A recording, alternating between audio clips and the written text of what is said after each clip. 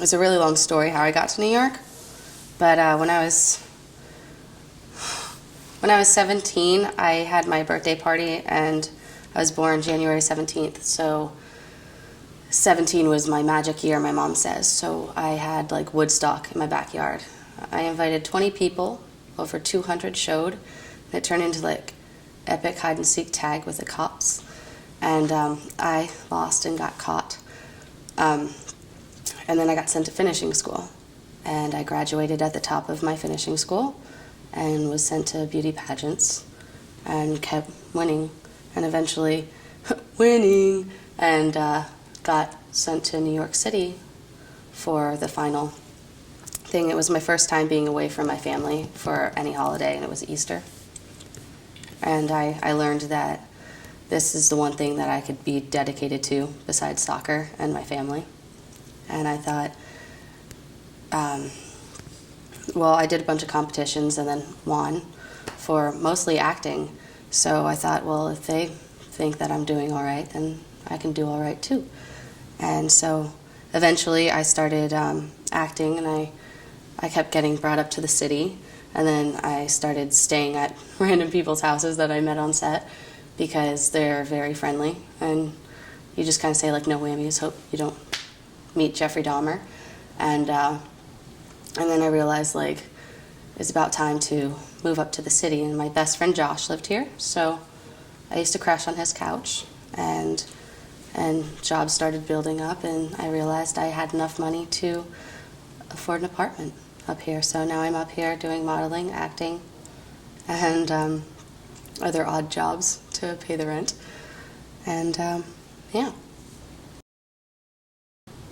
My mom was a singer when she was my age, and she moved up to the city. And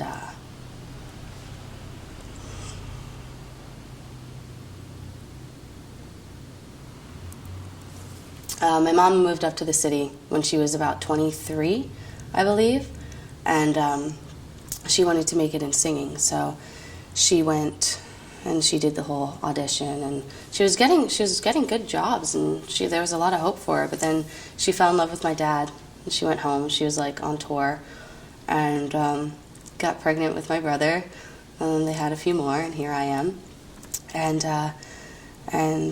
I actually tried to avoid music as much as I could once I came to the city. But when I was little, my mom taught me how to sing while we collected eggs in the morning in the chicken coop. The one thing I still haven't mastered is the diaphragm. But yeah, so I actually tried to avoid, this is so stupid. Can't believe I'm saying this. I tried to avoid having sex when I moved up to the city for acting because my mom came up to the city for singing, for like an art, and she ended up pregnant. So I was like, well, shit, I don't want that. So I avoided that for a while, and I said it to my friend one day, and he was like, that's ridiculous. Just, be smart. So then, yeah, I went to do a photo shoot, and this guy liked my energy, and we kept changing the music, like the different genres, and it's amazing how with the different types of music playing, it'll change like everything, the mood of someone, the energy in the room, the conversation. Like there's like epic revolution music, people start talking about conspiracy theories and stuff. But he liked my voice, my speaking voice, and he asked me if I sing, and then he said he had a producer friend. And so I was sent there, and then I also had some music because I was hitchhiking home, and my friend passed me on the road, and he was like, hey, Jazz, like, I'll give you a ride home back to Pennsylvania. You shouldn't be hitchhiking in New York. How are you even going to get a ride? He was like, but one condition, you have to come to this concert. So I went to a concert, and I met one of the producers, and he liked my energy too. And so he brought me in, we recorded some stuff. Then I sent that to the photographer, who sent it to his friend, who called me into a studio. And that's that. But music is definitely a beautiful a beautiful thing that should be in everyone's lives. Can you believe that there are people that it's actually against their religion to dance and to listen to music and stuff? I can't believe that. Like, I couldn't imagine life without music.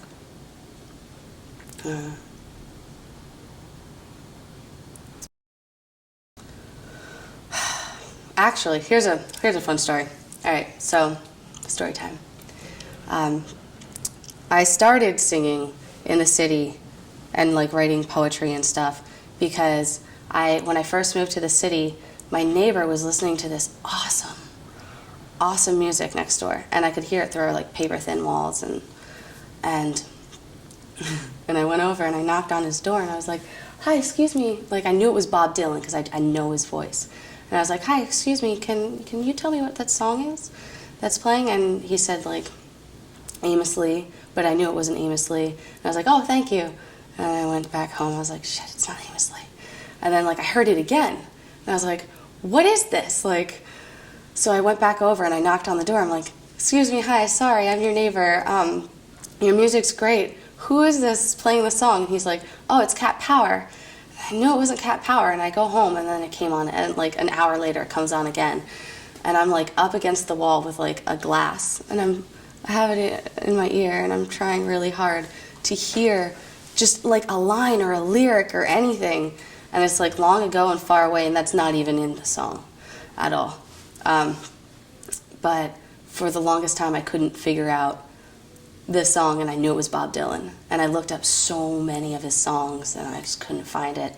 And then one day, I was walking through Union Square, and I saw my friend who I hadn't seen in years, and he was busking. And I was like, "Eric, you're alive?" He's like, "Yeah."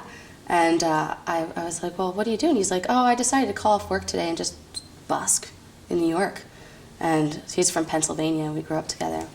And he's still in Pennsylvania right now. And so I was like, "Oh, well, let me kidnap you for the day. Come sleep at my house." And so we went out, and we went to Gotham, which is like my favorite place to play pool. And the next morning we woke up and went on the rooftop and decided to like write a song together. And I wrote my best, like when that Bob Dylan song came on again, through the wall I had cut up cantaloupe, because I was like, I can't knock on this person's door again and ask them the same question. So I knocked on their door to be like, "Hi, I have cantaloupe. Would you like some cantaloupe?" And the person didn't answer anymore. They're like, "Screw you, kid." So I wrote what I thought Bob Dylan should be singing for that song. And then when I ran into my friend, who I call like the modern day Bob Dylan, he and I went up on my rooftop and we wrote this song called Norma Dean. It was pretty cool. And it's just about like missing home and stuff, and cherry blossoms and all that good stuff. But music, like, I feel like music brings people together. Yeah. Could you sing a verse? Oh, man. A little bit? All right. Yeah. This is my best Bob Dylan. This is embarrassing. I've been thinking about you, darling. It's been a long, long time. But I couldn't stay in this here town. Had to leave it all behind. I traded farm for city. My feet were getting cold. I heard the lights of old Broadway will make the streets shine like gold. And then he plays his guitar and harmonica. And then I miss the cherry blossom, petals blowing in the wind. A beautiful sight for Van Gogh. Someday you'll share it with your kin. Maybe someday you'll miss me. Hop a train to Halseywood, and that day your smile will be shining. That day we'll be living good. Oh, man. I miss home. Stop. I'm not going to cry. I'm not going to do it. I'm not going to do it.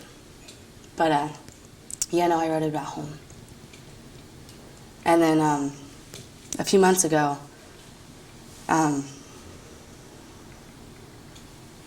not gonna cry, guys. I'm not gonna do it. You're not gonna get me. A few months ago, I got my family like took a bunch of pictures on the farm, and I didn't even tell them I wrote this song because why? And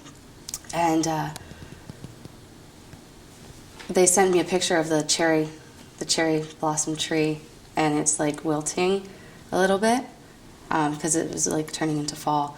And they sent pictures of like, oh, like in case you're missing home, like here's some stuff. And it was like my sister dressed up as a deer for Halloween.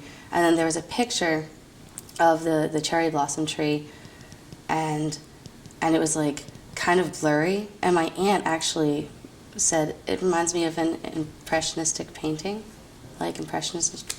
I can't even say the word right now, but Van Gogh painted. You know, he was an impressionist. I can't even say the word. Impressionism. Impressionism. So yeah, the song actually came true a few months ago, and it was like incredible. So then I shared it with my family, and my mom was really proud because she was a singer, and I've been trying to like fight it forever, and now I finally kind of just like gave in. Yeah. That was rough. That was rough. Oh, the 5-year letter. I don't know. Hopefully I travel somewhere, do something awesome. Hopefully have a good career in acting and the film industry, because that's what I'm setting my mind to now. And hopefully I'm amazing at yoga, because that would be awesome. I also want to be able to like live wherever I want and be called in for work instead of having to be forced to live somewhere. You know what I mean? Like some freedom would be nice. I want to be more well-read in 5 years, have a better vocabulary, and stop saying like every other sentence. Would be nice. And learn the guitar or the piano or something. That'd be cool.